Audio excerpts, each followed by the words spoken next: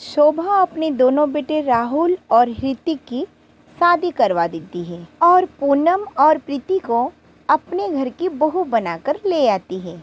जहाँ पूनम जॉब करती है वहाँ प्रीति एक हाउसवाइफ होती है जो घर का सब काम करती है।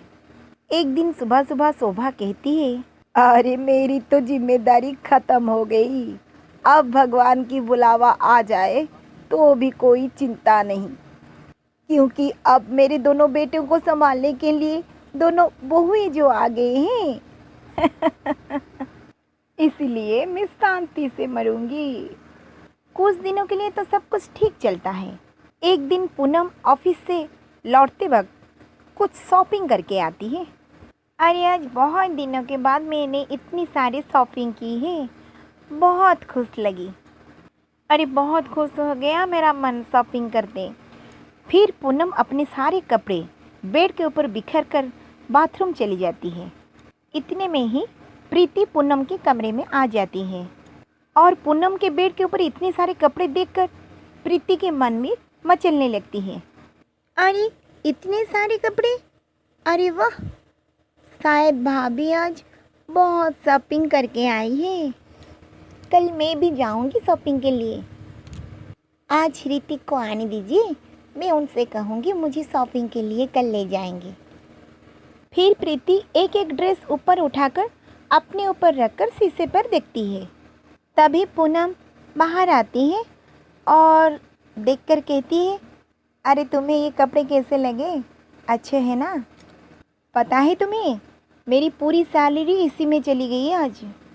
बहुत अच्छी है भाभी, सारे के सारे कपड़े पसंद आ गए हैं। वैसे भाभी मैं भी कल पर शॉपिंग में जा रही हूँ। अच्छा तो बढ़िया, देवर जी के साथ जल्दी जल्दी जाओ क्योंकि अभी ऑफर चल रहा है ना, और तुम भी बहुत सारे कपड़े ले लेना। फिर प्रीति के दिमाग में बस कपड़े ही घूमने लगते हैं और रात को जब ऋतिक आता है तो प्रीति उसके पीछे शॉपिंग के लिए पड़ जाती है। ठीक है बाबा, हम कल ही चलेंगे, लेकिन तुम बस एक ही ड्रेस लेना। नहीं, मैं भाभी की तरह बहुत सारी शॉपिंग करूँगी और बहुत सारे कपड़े लाऊंगी। और भाभी कहती थी अभी ऑफर लगा हुआ है, और देखो ना भाभी जो इतनी सारी कपड़े लाई उन्हें तो कोई कुछ भी नहीं कहा, उन्हें तो कोई मना भी नहीं किया। फिर ऋतिक उस वक्त प्रीति को कुछ नहीं कहता, मुंह घुमाकर सो जाता है। अगले दिन जब सुबह होती है फिर दोनों शॉपिंग के लिए चले जाते हैं। फिर मन भर लगाकर शॉपिंग करती है प्रीति। अब एक साल के लिए कपड़े तो भूल ही जाओ, अच्छा खासा लंबा चौड़ा खर्च कर दिया तुमने आज। और प्रीति ऋतिक के बात को इग्नोर करके वहाँ से चली जाती है। फिर कुछ दिन बीत जाते हैं और पूनम एक नई लिपस्टिक खरीद कर लाती है। पूनम के हाथ में लिपस्टिक देखकर प्रीति के मन में भंवरे उड़ने लगते हैं और वो तुरंत अपनी सास शोभा के पास जाकर कहती है, मम्मी जी मेरी ना सारी लिपस्टिक ख़त्म हो गई है, मुझे अब नई लिपस्टिक चाहिए। अच्छा बहू, तो फिर कल जाकर ले आना, और मुझे भी कुछ लाना है मार्केट से, कल चले जाएंगे हम लोग साथ में। फिर अगले दिन प्रीति और उनकी सास शॉपिंग के लिए चल पड़ते हैं। फिर सास बहू दोनों अपने अपने खरीदारी कर लेते हैं।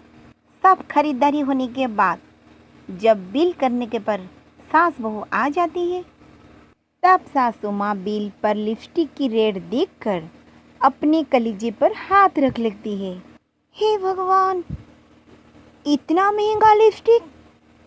अरे बहू, इतना महंगा लिपस्टिक कौन लगाता है? अरे बहू, कोई सस्ती सी ले लेना। अरे मैंने पूरी ज़िंदगी में भी इतने महंगी लिपस्टिक कभी भी नहीं ली है। अरे एक खरीद लिया होता और तूने दो दो ले लिए। मम्मी जी, भाभी जी भी इसी कंपनी की लिपस्टिक लगाती हैं। फिर शोभा अपनी बहू को कुछ नहीं कहती और दोनों सास बहू अपने सामान लेकर वहाँ से चल पड़ते हैं। पूनम जो जो चीज़ खरीद लेती है प्रीति वही चीज़ खरीदने की मन में ठान ही लेती है। फिर प्रीति की नज़रें हर वक्त पूनम के ऊपर रहती है। इसी तरह घर का माहौल बिगड़ने लगते हैं। फिर सासू को पता चल पड़ता है कि प्रीति हर चीज़ पर पूनम की बराबरी करती है। फिर एक दिन पूनम आईफोन लेकर आती है और पूनम के हाथ पर आईफोन देखकर प्रीति तो पागल हो जाती है। उसकी आंखें टिमटिमाने लगती हैं और उसी वक्त फौरन वो ऋतिक के पास पहुंच जाती है और अपना छोटा सा फ़ोन बेड के ऊपर फेंक कर ऋतिक से कहती है, मुझे ये फ़ोन नहीं चाहिए, ये ख़राब हो गई है, मुझे आईफोन चाहिए। अरे ये क्या तरीका है? जब भी देखो तुम्हारा कोई ना कोई चीज जरूरत होता है, कभी ये चाहिए तो कभी वो चाहिए। अच्छा, तो भाभी को कोई क्यों कुछ नहीं कहता? मैं घर पर रहती हूँ, इसलिए आप मुझे ये सब कह रहे हैं। वो भी तो कुछ ना कुछ दिन भर खरीदती है ना। अरे मैं इसलिए कह रहा हूँ कि इतने पैसे नहीं है मेरे पास, रोज फिजूल के उड़ा सकूं। भाभी कमाती हैं इसीलिए वो खर्च करती हैं। अरे तुम भी कमाओ, कोई तुम्हें खर्च करने के लिए मना नहीं करेगा। मेरे लिए तुम्हारे आईफोन खरीदने के लिए पैसे नहीं है। अब प्रीति तमतमा जाती है और उसकी चेहरा गुस्से से और लाल हो जाती है और वो अपनी सास शोभा के पास जाकर कहती है, मम्मी जी, मुझे भी भाभी की तरह आईफोन चाहिए। अच्छा, ठीक है, पर ये आईफोन कितने का होता है?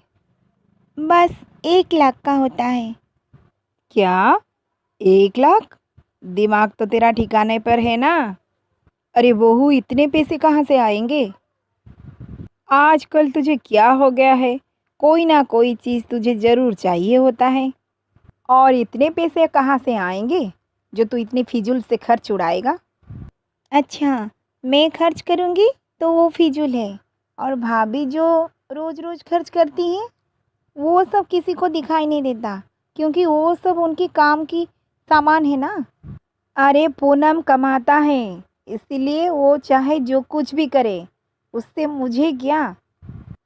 इसलिए उससे कोई क्यों मना करे?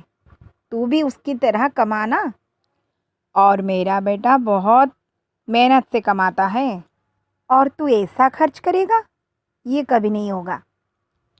इसलिए कोई सस्ता फ़ोन है तो ले ले, नहीं तो मत लो। ऋतिक ने भी मुझे ये कहा और आपने भी मुझे ये सुना दिया। आप लोगों को तो पहले से ही पता था मैं जॉब नहीं करती हूँ, और बार बार कहते हो तुम कमाओ तुम कमाओ। ये सब आप लोग मेरे साथ ठीक नहीं कर रहे हो। इतना कहकर प्रीति वहाँ से चली जाती है और प्रीति को रात भर नींद ही नहीं आती है, क्योंकि उसकी दिमाग में बस आईफोन चलती रहती है। किसी भी तरह उसे आईफोन ही चाहिए। आईफोन के बारे में सोचते सोचते वो मन ही मन बोलती है, ये भला कोई बात है? मैं कमाती नहीं हूँ इसीलिए कोई कुछ मुझे नहीं देगा। मुझे कुछ नहीं मिलता है, मैं जो भी चाहती हूँ कुछ भी नहीं, पर मैं किसी भी तरह आईफोन लेकर ही रहूँगी, क्योंकि मैं भाभी से किसी भी रूप में कम नहीं हूँ। अगले दिन सुबह होते ही प्रीति अपने ससुर जी के पास चाय लेकर पहुँचती है। अरे तेरे हाथों में तो जादू है बहू, चाय पीते ही सर दर्द जैसे छूमंतर हो जाती है। अरे तुझे कुछ भी चाहिए तो मुझे कह देना। पापा जी, मुझे ना आईफोन ही चाहिए, भाभी के पास भी है। ये ले बहू, ये मेरा क्रेडिट कार्ड है, इससे जो भी खरीदना है खरीद लेना। ससुर जी को आईफोन के बारे में पता ही नहीं था कि इसकी प्राइस कितनी है, और इतने में प्रीति बहुत खुश हो जाती है। थैंक यू पापा जी। फिर डेबिट कार्ड हाथ में लगते ही प्रीति शाम को मार्केट चली जाती है और आईफोन खरीद कर ले आती है। पर इसके बाद जब ससुर जी के अकाउंट पर 1 लाख रुपए कटने की मैसेज आती है, तब ससुर जी चौंक पड़ते हैं। ये क्या, 1 लाख रुपए? फिर वो अपने बहू प्रीति के ऊपर चिल्ला कर कहते हैं, अरे बहू ये क्या है, कौन इतना महंगा फोन लेता है? पापा जी, आपने ही तो कहा था कि जो भी चाहिए ले लेना। फिर भाभी भी तो ली है ना। अरे वो कमाती है, वो जो भी खर्च करे मुझे उससे क्या। अगर मुझे पता होता कि तुम इतने महंगा फोन लोगी तो मैं तुम्हें कभी भी ये लेने के लिए इजाजत नहीं देता। अब जल्दी उसे वापस करके आओ। फिर प्रीति को आईफोन वापस करना पड़ता है जिसके लिए प्रीति के मन में अपने जेठानी जी के लिए जलन और नफरत भरने लगती है।